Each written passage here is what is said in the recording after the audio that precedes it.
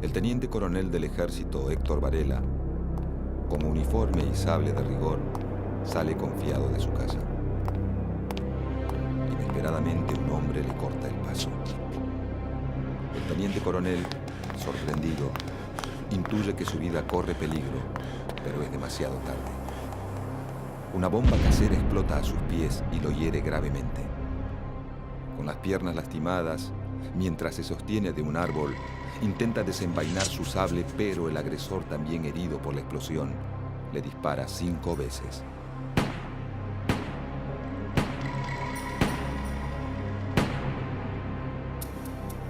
El laureado teniente coronel del ejército, Héctor Varela, muere.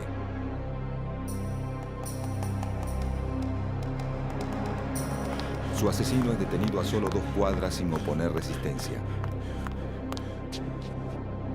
Es un anarquista alemán y se llama Kurt Wilkens.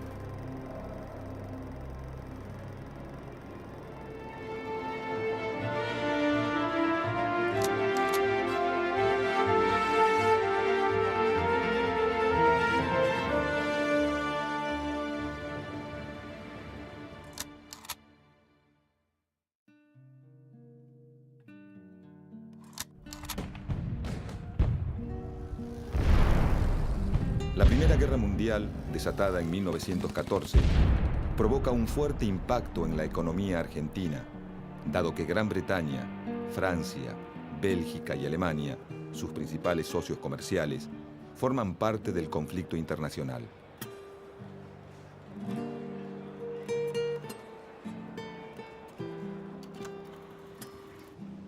Esta situación frena el ingreso de capitales, disminuye la exportación, reduce la cantidad de barcos que circulan entre Europa y Sudamérica y provoca la escasez de insumos y productos terminados. Para los trabajadores argentinos, la crisis significa escasez de empleo.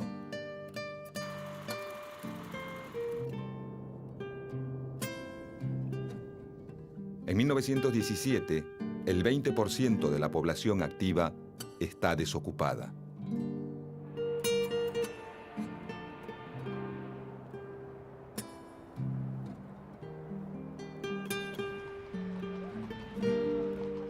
Caen los salarios nominales y la desocupación le quita fuerza a las huelgas como herramienta de lucha y negociación.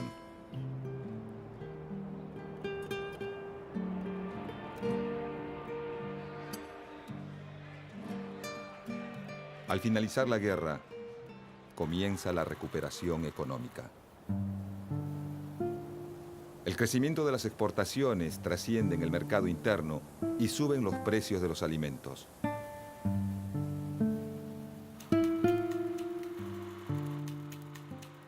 Al mismo tiempo aumenta la demanda de mano de obra y esto mejora la posición de los trabajadores que comienzan a reclamar mejores salarios.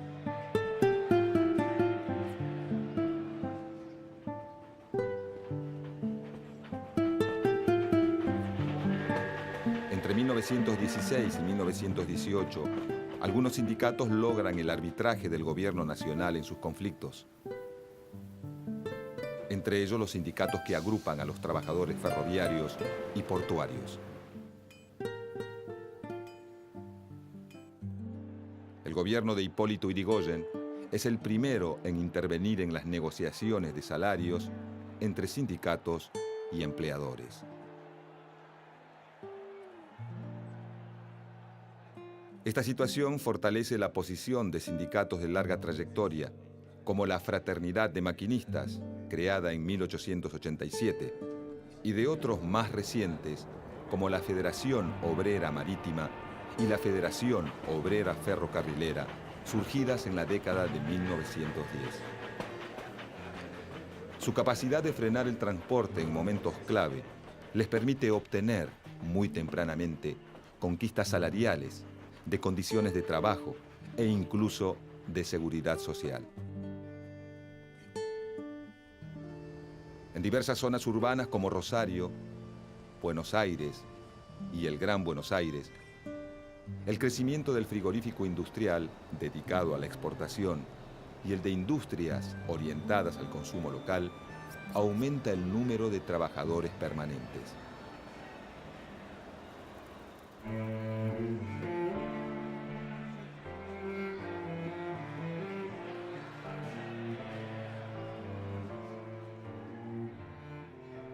La crítica situación generada por la guerra crea en estas industrias una serie de conflictos que fortalecen su organización sindical.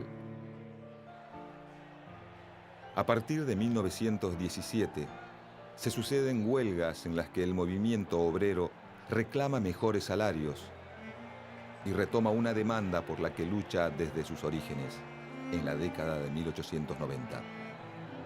La limitación de la jornada laboral a 8 horas diarias.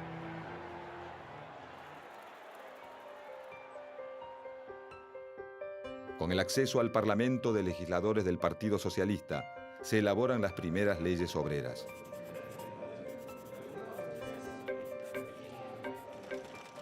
Se sancionan la Ley de Descanso Dominical, la Ley de Regulación del Trabajo Femenino e Infantil y la Ley de Accidentes de Trabajo. Las nuevas leyes regulan los horarios de trabajo, los días de descanso periódico pago y la licencia por maternidad, que revierte la situación a la que están sometidas las mujeres al momento de ser madres, quienes debían continuar en actividad o bien renunciar o ser despedidas. Los trabajadores de algunas industrias consiguen la jornada laboral de 8 horas, pero recién en 1929 llega a convertirse en ley nacional. El trabajo reglamentado y el contacto con las primeras formas de organización industrial de la producción genera una experiencia particular y un movimiento de sindicalización fuerte. Cuando la guerra llega a su fin, en noviembre de 1918, algunos sectores industriales logran mejoras en sus condiciones de trabajo, pero la situación general de los trabajadores argentinos sigue siendo precaria. Comparativamente, para la misma época, los obreros estadounidenses y europeos trabajan en industrias más consolidadas, forman una clase obrera más numerosa y tienen mayor experiencia de organización. La guerra crea alteraciones en el mercado de trabajo. Los puestos que los hombres dejan vacantes son ocupados por las mujeres.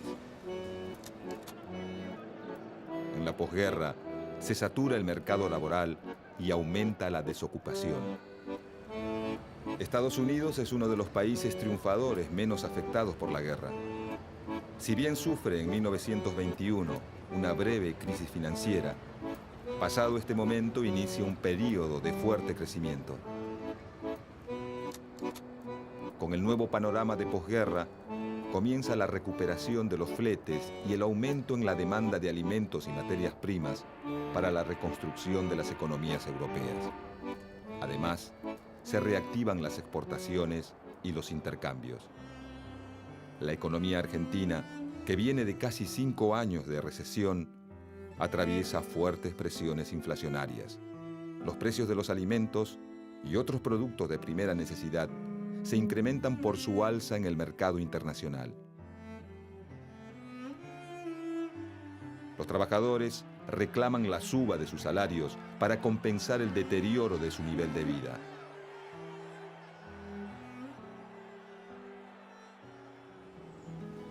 Con la llegada de la primavera en 1918 y el comienzo de la temporada de cosecha, en el campo pampeano se produce un aumento de la demanda laboral y una migración de obreros que se trasladan de la ciudad al campo en busca de empleo. Todos los sectores laborales cuentan con mejores condiciones de negociación. Los trabajadores del transporte realizan paros y las cosechas se acumulan a la espera de ser cargadas en vagones o buques.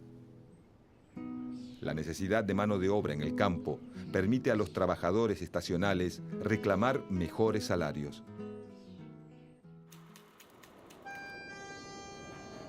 La migración de la ciudad al campo mejora la posición negociadora de los trabajadores urbanos.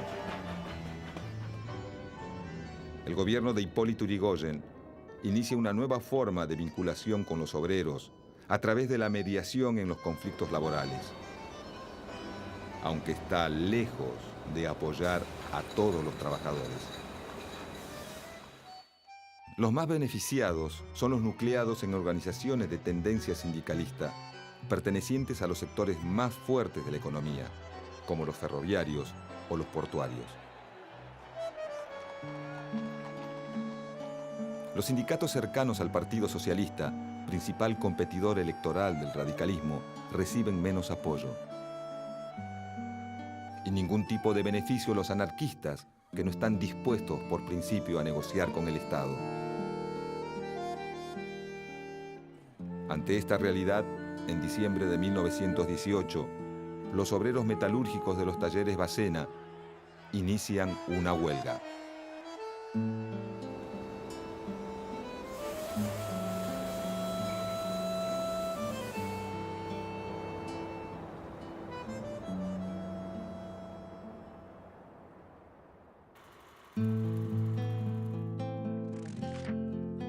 Los obreros de los talleres Bacena reclaman aumentos salariales y reducción de la jornada de trabajo a 8 horas. Los primeros días de enero de 1919, la empresa fragmenta la unidad de los huelguistas y consigue que varios empleados se reincorporen al trabajo.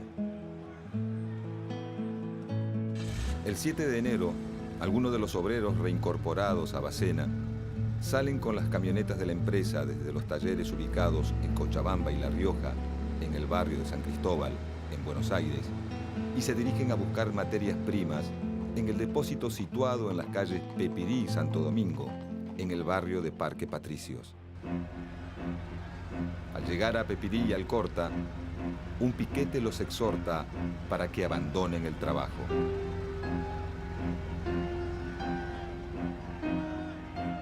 Frente a la negativa, los huelguistas les arrojan piedras y maderas y los rompehuelgas responden con balas. La guardia policial aprovecha el disturbio y desata la represión para garantizar la labor de los rompehuelgas.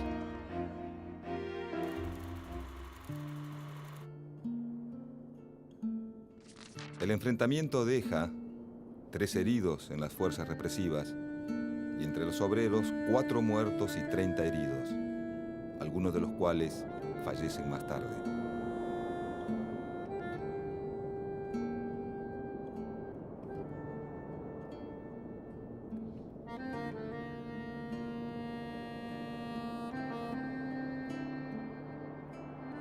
La fracción de la Federación Obrera Regional Argentina, controlada por los anarquistas, ve en estos hechos una oportunidad para la huelga general revolucionaria. Convoca el paro para el 9 de enero y organiza distintas formas de acción insurreccional.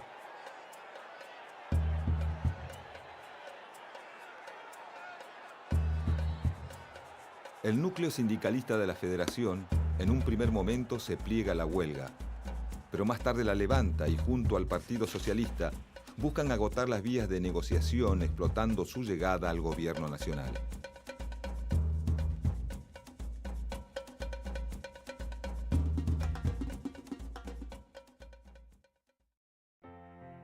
El 9 de enero se dispone también como fecha para sepultar a las víctimas. El cortejo fúnebre se convierte en un acto de protesta contra la represión policial.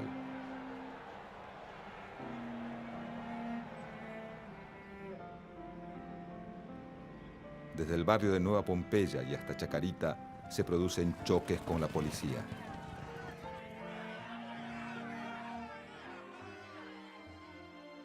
Al llegar al cementerio, las fuerzas policiales abren fuego contra la columna de obreros. Mientras tanto, en la planta de Bacena se cierra el acceso. Se forman piquetes de huelga y se instalan barricadas en distintas calles cercanas: San Juan, Cochabamba, Urquiza, La Rioja.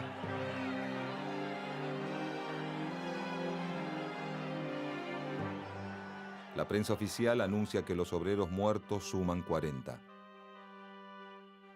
La prensa obrera cuenta un centenar y más del doble de heridos. El 10 de enero por la mañana, la ciudad está paralizada tanto por el acatamiento a la huelga como por el temor a sus consecuencias.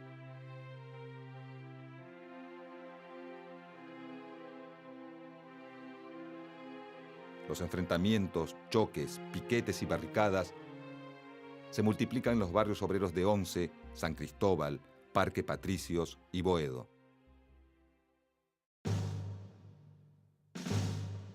El general de Lepián, a cargo de la guarnición de Campo de Mayo, moviliza las tropas hacia la ciudad en espera de que el presidente Hipólito Yrigoyen le dé al ejército la orden de reprimir.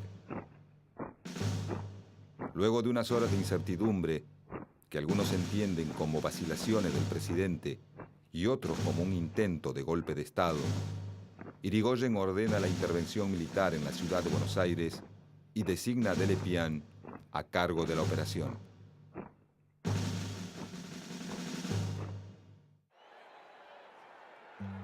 En la ciudad están movilizadas tanto las distintas tendencias de organizaciones obreras como las asociaciones patronales y los grupos reunidos en su apoyo.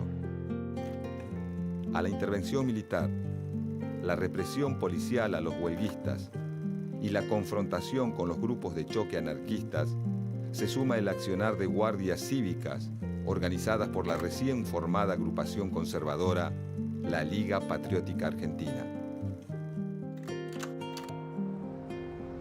Estos grupos parapoliciales se ensañan con los obreros, con los anarquistas y con los trabajadores municipales cuyo sindicato es cercano al Partido Socialista.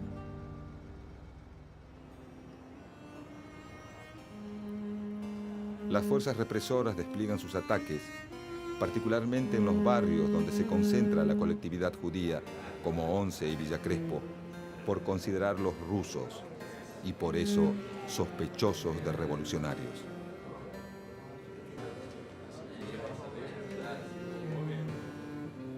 Mientras la patronal de los talleres Bacena, el gobierno radical y la fora sindicalista aprueban muchos de los reclamos del pliego de condiciones presentado por los huelguistas entre el 7 y el 8 de enero, se agudiza la represión sobre quienes deciden continuar adelante con la medida de fuerza. Alrededor de 2.000 trabajadores, dirigentes y militantes de distintos grupos son detenidos.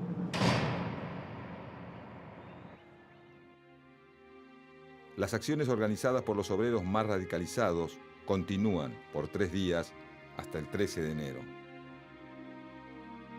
La represión policial y militar también. La Semana Trágica no es la primera confrontación entre trabajadores y patrones, ni la única durante este año, pero sí una de las más sangrientas. Los reclamos a lo largo de todo el territorio nacional no se detienen. Durante 1919, cerca de 50 huelgas reúnen unos 10.000 trabajadores.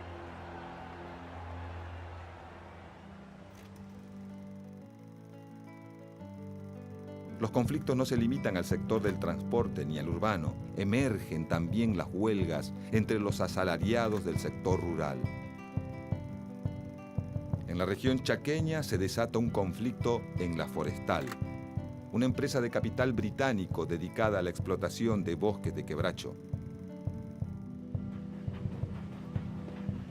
La compañía controla los ferrocarriles y la totalidad de los inmuebles en los pueblos fundados en torno a los obrajes, aserraderos y fábricas de tanino.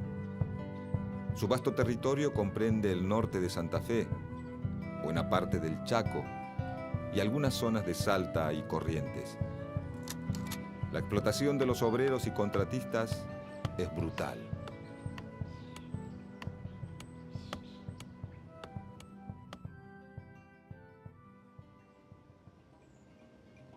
En 1919, los trabajadores de La Forestal presentan un pliego de condiciones que demanda aumento de los jornales, turnos limitados a 8 horas y la suspensión de los despidos. El presidente Hipólito Yrigoyen envía a la Gendarmería Volante, un cuerpo militar creado por el gobierno y financiado por la empresa. A las persecuciones de obreros y militantes se suman una gran cantidad de despidos. Crean listas negras, deportan a los trabajadores e incendian muchas de sus casas y sedes sindicales. El conflicto en la forestal finaliza, pero los obreros no consiguen ninguna de las mejoras exigidas. Para inicios de la década de los 20, el reajuste de las economías europeas provoca una crisis financiera en la Argentina. Las organizaciones obreras reaccionan con medidas de fuerza y el gobierno de Irigoyen vuelve a reprimir. En la región pampeana, los trabajadores rurales se organizan una vez más para conseguir mejores salarios. Se producen huelgas en la zona cerealera del norte de la provincia de Buenos Aires, sur de Santa Fe, Córdoba y la zona triguera en torno a Tres Arroyos. La escalada de la protesta obrera se da también entre los trabajadores de las estancias ovejeras en Santa Cruz, donde hacia fines de 1920 se inicia un nuevo conflicto. Los trabajadores rurales se organizan y exigen a sus patrones mejores condiciones de trabajo. La represión policial contra los delegados sindicales es feroz.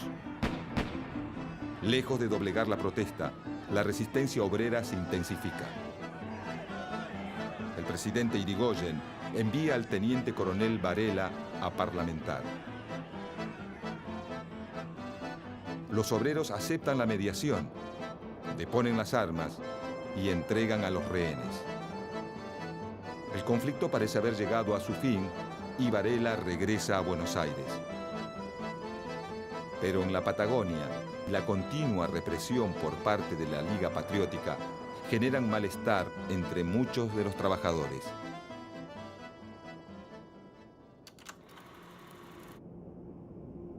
En agosto de 1921, deciden ir nuevamente a la huelga. Los obreros más intransigentes toman rehenes, saquean y queman estancias.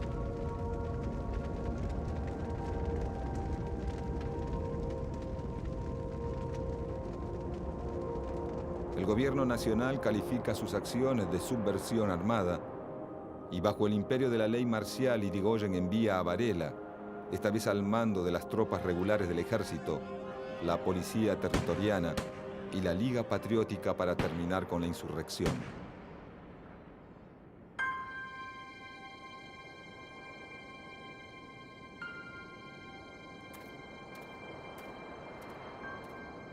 Las tres fuerzas reprimen, torturan, encarcelan y fusilan a los grupos de obreros que se entregan sin resistir, a los militantes más rebeldes y a cualquier sospechoso de tener simpatías anarquistas.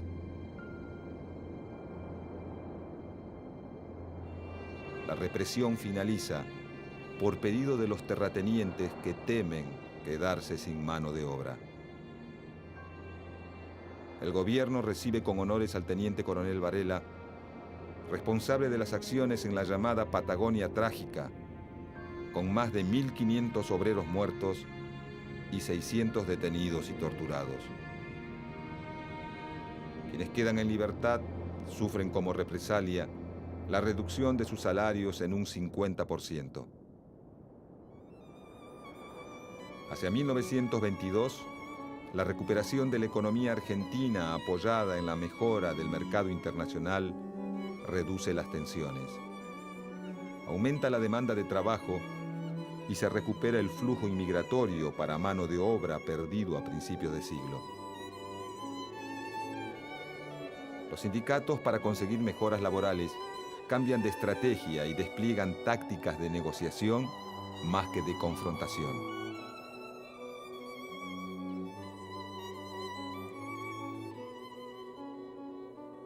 La mejoría económica y la represión despiadada sufrida por el naciente movimiento obrero imponen un período en el cual las diferentes formas de reclamos disminuyen la violencia en sus acciones.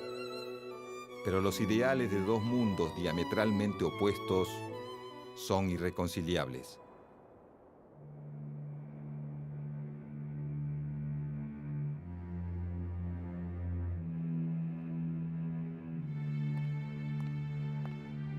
El teniente coronel del ejército, Héctor Varela, sale confiado de su casa. Inesperadamente, un hombre le corta el paso y le arroja una bomba casera que explota a sus pies y lo hiere gravemente. Con las piernas lastimadas, mientras se sostiene de un árbol, intenta desenvainar su sable. Pero el agresor, también herido por la explosión, le dispara 5 veces.